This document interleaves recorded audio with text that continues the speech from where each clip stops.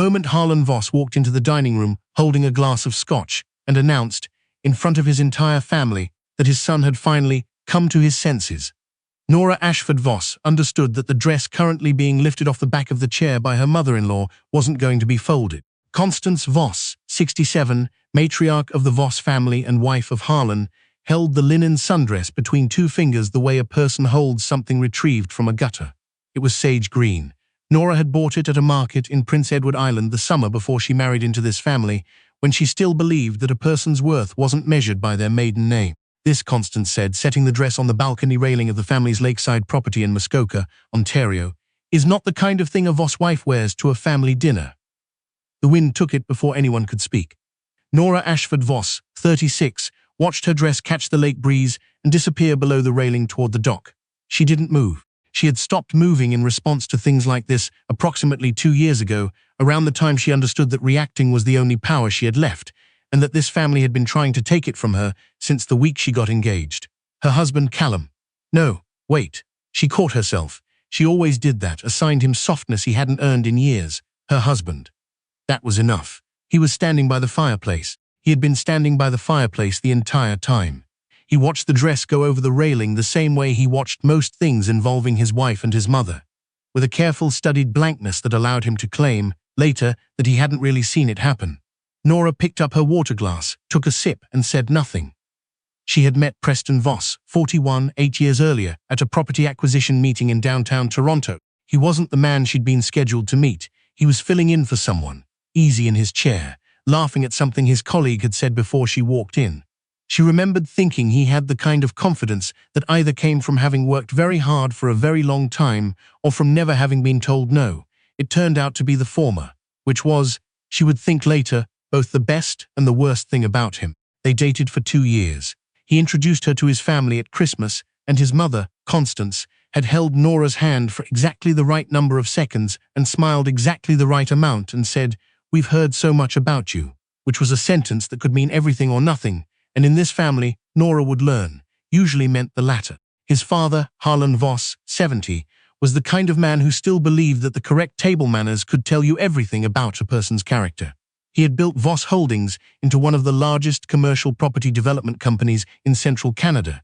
Shopping centres, mixed-use towers, a resort chain with 4 properties in Ontario and 2 in British Columbia. He had opinions about wine, about posture, and about the kind of woman his son should have married. Nora was not that woman. She was the daughter of a librarian from Guelph and a retired high school geography teacher. She had her own career. She'd spent 12 years building a quiet, careful presence in Canadian real estate investment, the kind that didn't advertise itself. She had never told Preston exactly what she did. She had described it, when he asked, as portfolio management. He had nodded and kissed her and moved on, which she had taken, at the time, as a sign of trust. She understood later that it was a sign of disinterest. They married in September. It was a beautiful wedding. Constance had managed most of it, which meant the flowers were perfect, and Nora's friends from Guelph were seated in the back 3 rows. The first year she told herself it was adjustment. Families took time. The comments about her background were just conversation. The way Harlan spoke about her career, "Nora does something in finance, don't you, Nora?" was just generational imprecision. The way Preston's younger sister Vivienne introduced her at family events as Preston's wife from Guelph, rather than by her name, was just habit. The second year, she stopped telling herself things. There was a woman named a Daisy, a word she never said out loud, because the knowing of it was its own kind of injury. She had found out the way people always find out, which is never the way they expected. A hotel receipt in a jacket pocket while doing laundry, the kind of detail so ordinary and so devastating that she sat down on the bathroom floor for 20 minutes before she stood up again and finished sorting the clothes. She did not confront Preston immediately. That was not how Nora operated. She was, by nature and by professional training, a person who gathered information before she acted. She knew, from 12 years of watching deals fall apart, that the person who speaks first in a negotiation rarely wins. So she waited, she watched, and while she waited and watched, she kept going to work. What Preston didn't know, what none of the Voss family knew, was that portfolio management had, over the previous 4 years, come to include a controlling interest in Meridian Property Group. Meridian was not a household name. It wasn't meant to be. It was a private holding company incorporated in British Columbia, structured through a series of numbered entities that, if you knew exactly where to look and exactly what you were looking at, would eventually lead you to a woman named Nora Ashford Voss, who had spent the better part of a decade building something very deliberately below the waterline. Meridian held the ground leases on two of Voss Holdings' most profitable resort properties. It held a minority stake, significant, though not controlling, in the financial institution that managed Voss Holdings' primary line of credit. It held the development rights on a parcel of land in Collingwood that Harlan Voss had been trying to acquire outright for 6 years. None of this had been strategic, exactly. That is to say, Nora had not married Preston in order to build a position over his family's company. She had married him because she loved him, or believed she did, or believed that what they had was the kind of thing that could grow into love if both people kept choosing it. She had kept choosing it, he had not, but she had also kept working, and the work had led where the work led. She had known about the overlap for approximately 2 years before the dress went over the balcony railing. That evening in Muskoka, after dinner was finished and the family had retreated to their usual positions, Harlan with his scotch, Constance with her commentary, Vivienne watching Nora with the quiet satisfaction of a person who has been waiting for a particular outcome, Preston asked Nora to walk with him to the dock. She went. The lake was still. There were lights on the far shore, a cottage or two the orange end of someone's fire. Preston stood with his hands in his jacket pockets and looked at the water for a long time before he spoke. "I think we should separate," he said. Formally, Nora looked at the water too. "I've been speaking with a lawyer," he continued. "There are papers. I'd like to sign them this weekend, while the family is here. I thought it would be better, with people around." She almost asked him why. Why better? Better for whom? But she understood. He wanted witnesses. He wanted the narrative to begin in front of people who would confirm it later, that he had been calm, that he had been reasonable, that Nora had been given every opportunity to respond with dignity. He needed his family to see him do it cleanly. "Okay," she said. He looked at her, surprised by the lack of resistance. "Okay, bring the papers." The signing happened the next morning at the kitchen table, in the kind of bright lake country light that makes everything look more significant than it is. Harlan stood near the coffee maker. Constance sat at the far end of the table with the expression of a woman who had been rehearsing her reaction to this moment. Vivienne was in the doorway. A lawyer, young, careful, clearly uncomfortable, placed the documents in front of Preston first, then a copy in front of Nora. Preston signed. He set the pen down with the particular deliberateness of a person who has decided that the deliberateness itself communicates something. Nora read the documents, all of them. Every page, every clause, the full schedule of assets. When she finished, she signed in 3 places, initialed in 4, and handed the documents back to the lawyer. "Thank you," she said to the lawyer, "not to Preston, not to the family." The lawyer nodded and gathered his papers. He left quickly. He had, Nora thought, the instincts of a person who knows when to be somewhere else. Harlan cleared his throat. "Well," he said, in a tone that suggested he felt something deserved to be said to mark the occasion. "I suppose that's that." Constance rose and walked out of the room. This, Nora understood, was the version of kindness the woman was capable of. Removing herself before she said something she'd have to pretend she didn't mean. Preston looked at Nora across the table.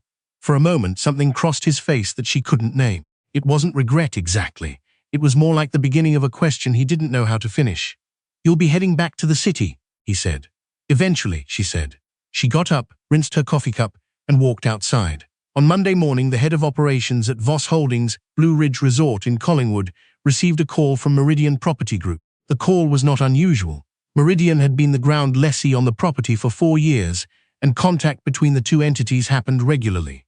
What was unusual was the nature of the call. The Meridian representative informed the Blue Ridge operations manager that, effective immediately, a scheduled maintenance review of the property's infrastructure would require temporary suspension of 3 revenue-generating wings of the resort pending inspection. The operations manager escalated. The call reached Harlan Voss by noon. Harlan called Meridian. He was told that the principal of the entity was unavailable, but that his concerns had been noted and would be reviewed in due course.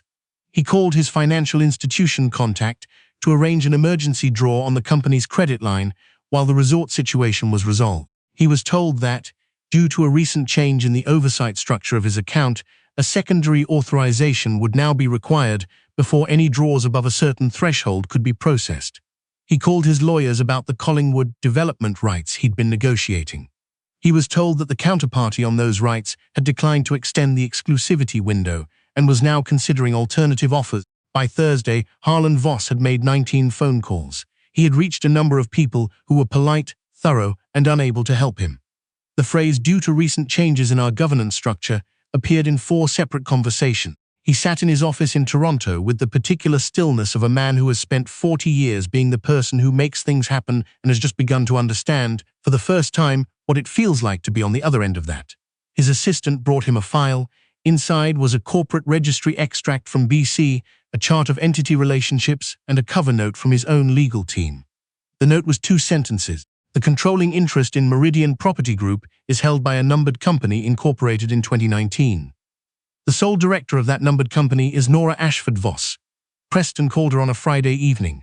She was in her apartment in the annex, the one she'd kept through the marriage, sublet, technically, to a graduate student who had been very gracious about vacating early when Nora had asked. "I need to understand something," he said without greeting. "Okay. Meridian, what about it?" A pause. She heard him breathe. She could picture him in the kitchen of the house in Rosedale, standing the way he always stood when he was trying to control something he didn't have control of, one hand flat on the counter, weight forward. "How long?" he said. "The ground leases? 4 years, and you didn't tell me. You didn't ask." Another pause. "This one longer." "Nora." His voice had shifted. Something in it that she recognized from early in their relationship, before the weight of the family's expectations and his own comfort had compressed him into a smaller version of himself. "I didn't know. I know you didn't. If I had." "Preston," she said it gently, because she was not angry at him. Not anymore. Anger was something she'd processed over a long time, carefully, the way she processed most things. What she felt now was closer to a kind of tired clarity. "This isn't a negotiation. The papers are signed. Your father can call Meridian's representatives. They're available Monday through Thursday 9 to 5. A silence. Then, is this, Nora, is this revenge? She thought about that. It was a fair question and it deserved an honest answer. "No," she said. "I built Meridian before I knew about any of this. I've been doing my job, and your family's company had positions that intersected with mine. That's business." She paused. "What your father chooses to do with that information is up to him. He's going to want to meet with you. He knows where to reach me." She hung up and made tea. Harlan Voss requested a meeting. She agreed to it. They met in a boardroom at a neutral address, a third-party law office in the financial district. He brought 2 lawyers and his CFO. She brought 1 lawyer and a binder. He was, she noticed, dressed more carefully than usual. This was a man who had spent his career on the authority side of every table he'd ever sat at, and he was working very hard to appear as though this meeting was no different. "I want to understand," he said, opening carefully, "whether there's an arrangement here that works for everyone." "There may be," Nora said. She opened the binder. Inside were the ground lease terms, the credit facility structure, and a proposal. Clean, specific, already reviewed by her counsel, outlining a path forward that would allow Voss Holdings to continue operating without interruption, provided certain conditions were met regarding lease renegotiation and the Collingwood development. The conditions were fair. She had made sure of that. Not out of sentiment. She had excised most sentiment from this process months ago, but because fair terms were enforceable terms, and she was not interested in a prolonged dispute, she was interested in a resolution. Harlan read the proposal. His lawyers conferred quietly. His CFO made a note. "You understand," Harlan said after a long moment, "that if this had been known, it was always available to be known." Nora said evenly. "Corporate registries are public." He looked at her. She looked back.